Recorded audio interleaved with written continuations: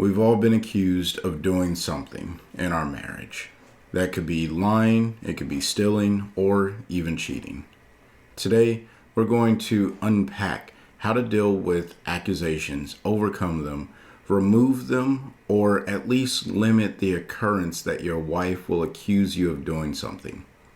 Now, I'm going to use examples that are less talked about, but have great impact on your marriage.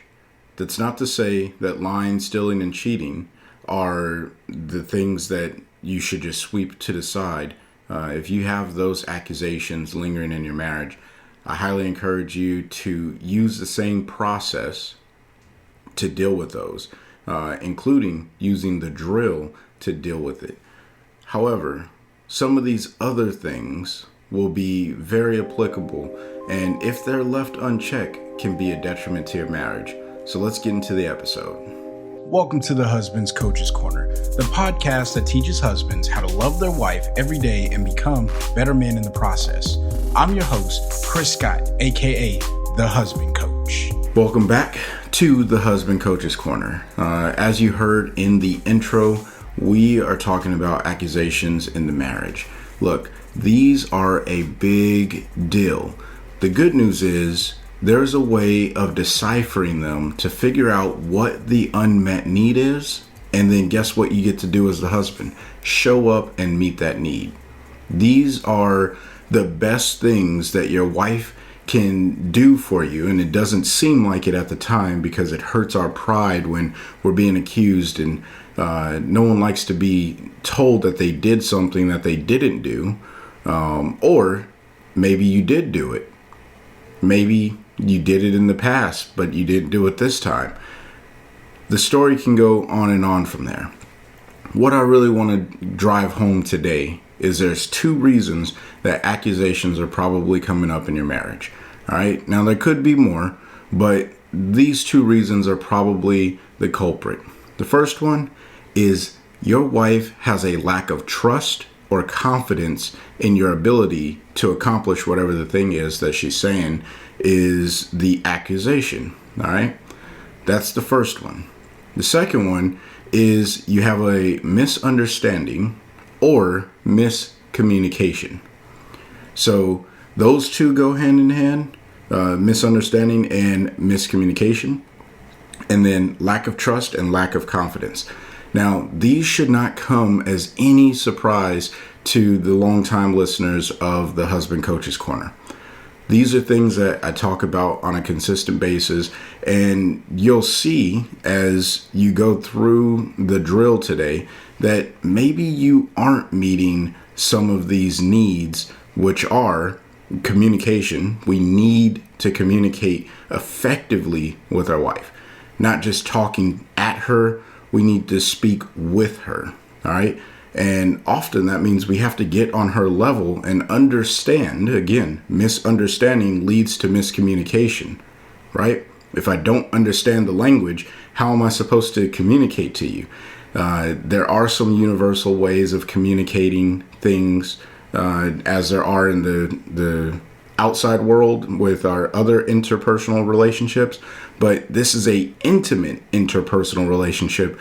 So there are deeper feelings, investment, all kinds of passion tied into the relationship with your wife.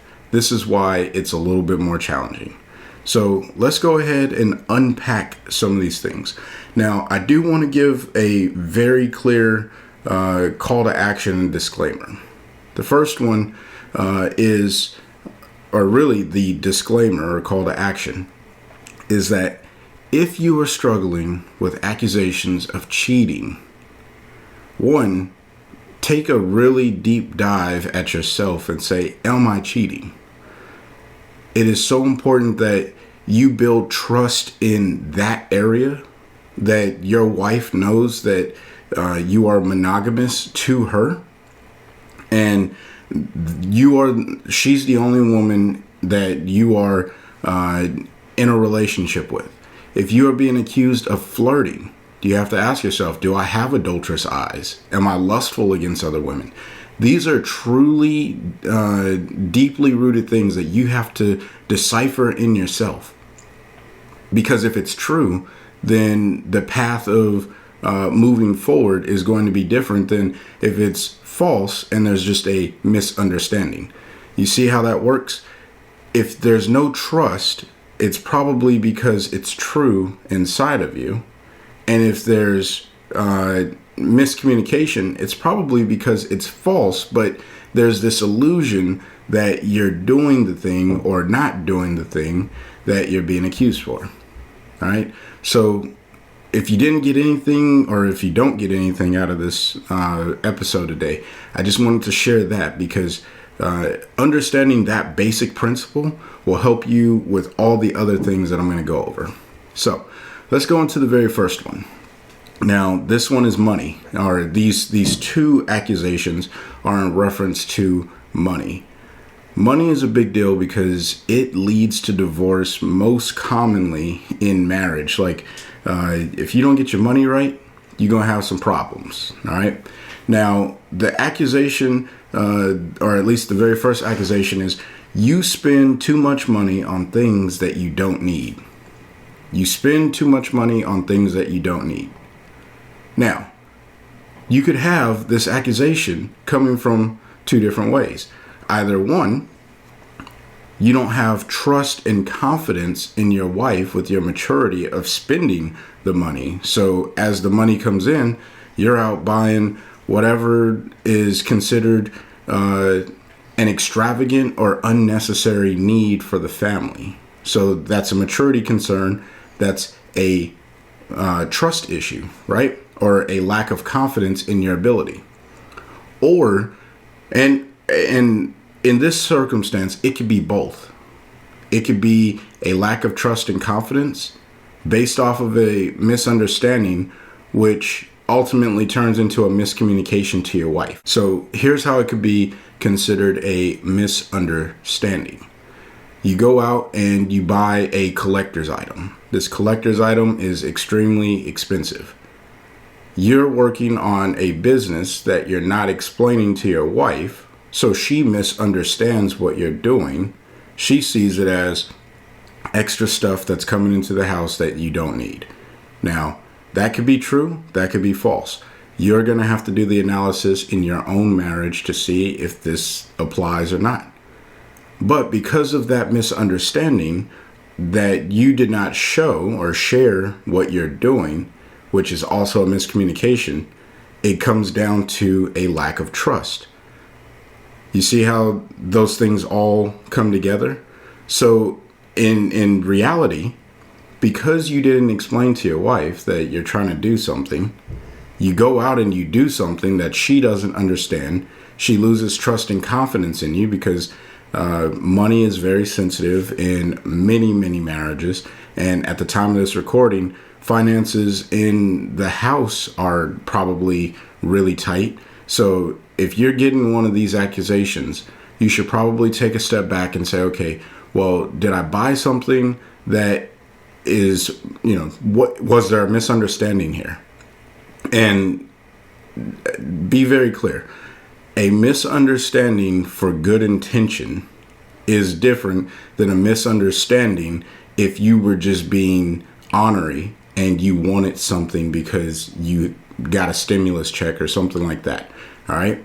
Not judging anyone's circumstances or situation. All I'm saying is you got to be real with yourself. All right. The second one that I have tied to money is you don't make enough money, which is why we live the way we do. Now, this one can come down to misunderstanding most likely. And the misunderstanding can be on both ends, right? Maybe you misunderstood when you got married to your wife that she was looking for a person to love her, not a person who had a ton of money, and you knew you weren't going to make a lot of money because maybe you yourself don't cherish money the way that your wife does. And that could be a misunderstanding, which leads to miscommunication. And at the heart of that is there's no trust in you to provide for the family. And there could be other underlying issues that are causing your wife to lead to saying this accusation. So that's something, again, you're going to have to analyze for yourself. The drill for this episode will help you break that down and really decipher where you are. But it's going to be a lot of personal search. All right. Moving into the next category, the incomplete task. Man, let me tell you, there are a lot of tasks that we as men, we just don't complete. So this statement is more of a overarching statement, very general, and you'll have to fill in the blank. All right. Actually, the next two statements are fill in the blank, essentially. So you never do, and then fill in the blank. Or you always, and then fill in the blank. Now, I'd like to pause here for a second and point out these are absolutes. Whenever your wife speaks to you in an absolute, you should really pay close attention because words do have meaning, right? And you may have a misunderstanding based off of the never and the always, and you don't pay attention to what's coming after the never or the always, or whatever came before the never or the always. Case in point, it may not be an accurate statement that you never or you always do something, right? That's not always an accurate statement. Instead, what it may be is you often do whatever this is that she's saying. If that is the case, then that makes sense. All right. Don't get hung up on the never and the always and turn that into an argument. Hear what she's saying so you can get understanding. And if you don't understand, you got to ask questions, right? And from there, you can get better understanding. This is how you build communication. Now, these are also areas where you will probably be losing trust in a certain area. Case in point, if you get an accusation that says, you never spend time with me after work, all right? This is a common one, spending time. That's why I talk about it so often in these episodes. You never spend time with me. You're always out doing this. You can come up with the accusations, right? The unmet need there and the lack of trust or confidence is that you prioritize your wife over yourself, that you prioritize what it is that your wife needs over the things that you want to do. You prioritize the things that you want to do over your wife's needs. And again, that's the unmet need. These accusations are gold for husbands that are struggling in their marriage and you're looking for a way to show your wife love every single day. Just write these accusations down. In this week's drill, what I want you to do is really hone in on finding these absolute statements of what you're not doing. Because these are the things that your wife is saying, I need you to put more emphasis and attention here. And when you do that, she is going to feel love and you're going to reap the benefit of the love that you are investing into the marriage. All right. So very important you pay attention to those. Now, the last one, I kind of tied into this with the absolute statements there, which is the incomplete task, which is prioritizing your time. Oh, man, I could go on and on about what we do with our time. Bottom line, time is a unreplenishable resource. What that means is every second that's going by is a second that is missed opportunity of doing something. All right. Doesn't matter if it's something that you want to do or something that you don't want to do. It's a missed opportunity to do something. Now, where we choose to invest our time even for those of us who may not be very organized with managing a calendar, and maybe you don't even know how to balance a calendar. Moral of the story is, if you're doing something with your time, you're not doing something else with your time. All right. So if I'm at the gym working out, I'm not watching a movie with my wife. Right. Those are two separate locations. We have not come to a point, and I don't think we ever will, where we'll be able to be in two places at the same time. So the way that you prioritize how you use your unreplenishable resource shows your wife, even if she doesn't understand that time is an unreplenishable resource, it shows your wife that you prioritize her. This is why I highly recommend everyone cut out a little section in their calendar and say, hey, this is my wife's time. And unless it is an absolute emergency, this is uninterrupted time with me and my wife to do whatever my wife and I do, and make that known to her that she has time. Now, I digress, because that's not what today's episode is about. The statement that you may run into if you are having issues with prioritizing time with your wife is, you spend more time doing fill in the blank instead of doing fill in the blank. All right. So you spend more time at the gym instead of reading with the kids. That could be an accusation, right? Because it's not always about the two of you, but these are accusations that are coming from your wife, which means it's hurting her in some way, which means you're losing trust, confidence, and influence. I did not add that in the beginning, but influence is very important. We want to be able to influence our wives, not to manipulate her, but to influence her in a positive way of feeling loved. All right. When you lose confidence and trust, you lose influence with your wife. But when you build that, you gain that. All right.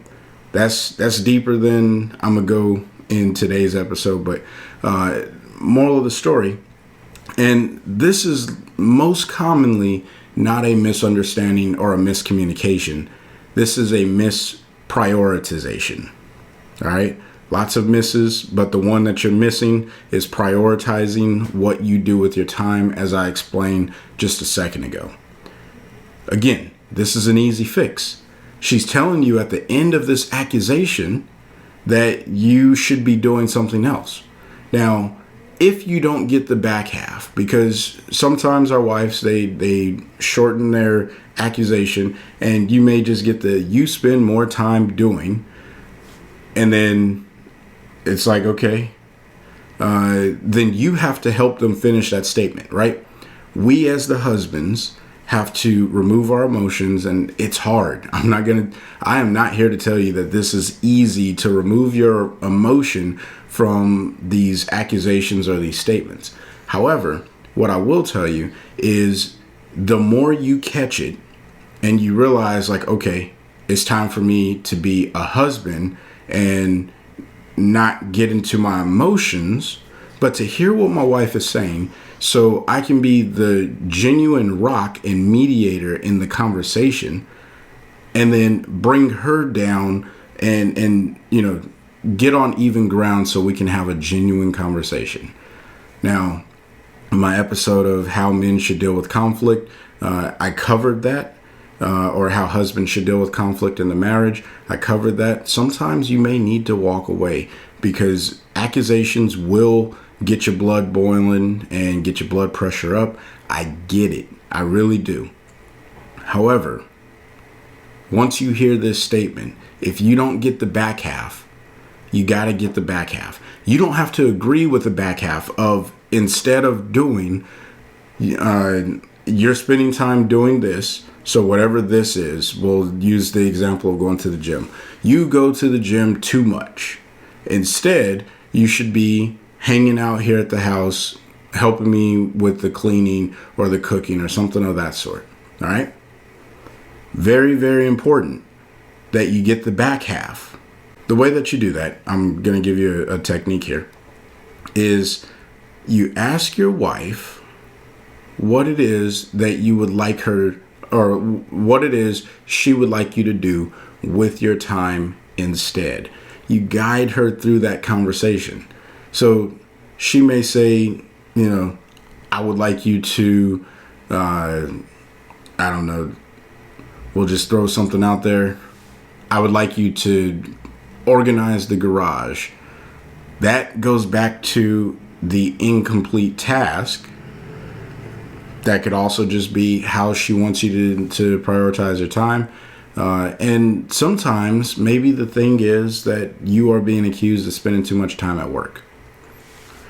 That is its own challenge, right?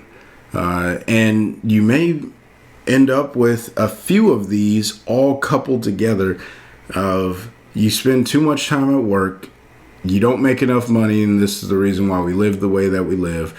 You spend too much money on things that you don't need. You see how these accusations build on top of themselves? All of this comes down to trust and confidence, or the lack thereof, and the ability to communicate effectively. I'm not here to tell you that I have mastered the accusation, right? But I do get excited when my wife accuses me of something, because it triggers two things in me. The first one is, well, is she right? That's a internal search. The external search, or the second thing that triggers, is an external search of where are the other opportunities for me to improve upon this accusation. What I mean by that is, at one point my wife told me, Chris, you don't clean up after yourself. I said, oh, okay, well, let me see if that's true. I don't clean up after myself. And then I said, oh yeah, okay, well, I put all my dishes in the sink. And so I said, hey, I feel like I do clean up after myself because I put all my dishes in the sink. And that was the conversation that we were having. She said, well, dishes in the sink is clutter to me, and I don't like clutter. So then that triggered a light bulb. I get it. My wife doesn't like clutter, and you can't see it, but I have wires all over that connect my computer to all the other things that are in my office here. And my wife does not like wires. She doesn't like clutter. And so when she told me that, I understood why she doesn't like wires. So now whenever I install something in the house, I always make sure to do some sort of cable management just to make it a little bit better for her and the opportunity for me to love on her. All right. That seems like a very simple thing, but let me tell you something. When you do the simple things, it adds up to the bigger picture of loving your wife. And we always look for these grand gestures, and you don't need it. Your wife will tell you that you don't need a grand gesture.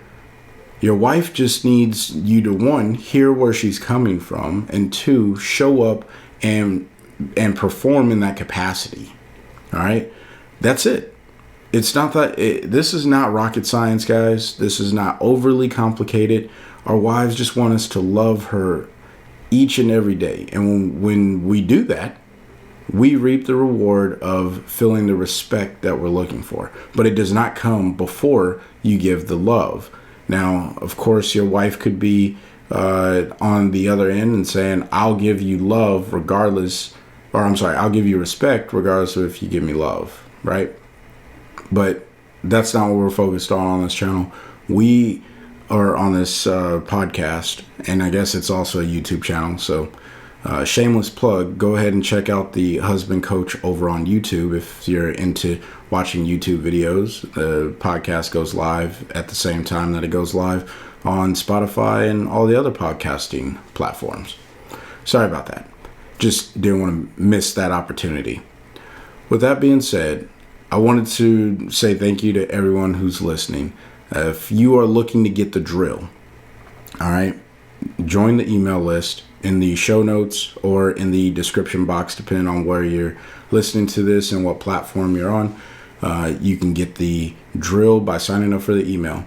If you don't get the drill, please send me an email and just say, hey, Chris, I didn't get the drill and I really want this drill, because this is a very, very important drill for you to learn how to use and for you to get involved with.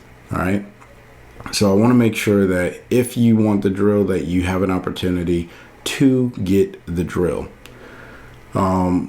If you are on a platform that allows for any sort of interaction to help get this podcast pushed out to more people, if there's a like feature, a review feature, a subscribe feature, whatever it may be, I would highly appreciate it if you would spend some time writing a review.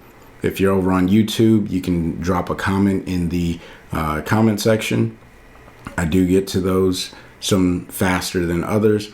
It just depends on what my schedule is like, because I do have a full-time job outside of creating this content, which I do really as a hobby and to help the husbands that are out there struggling and those that are thriving.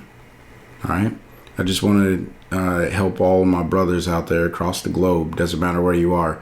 I just want to make sure that if you are married, that you have an opportunity to love your wife every single day. With that being said, thank you for listening. And what I want you to do is find a way to love your wife every day. Peace.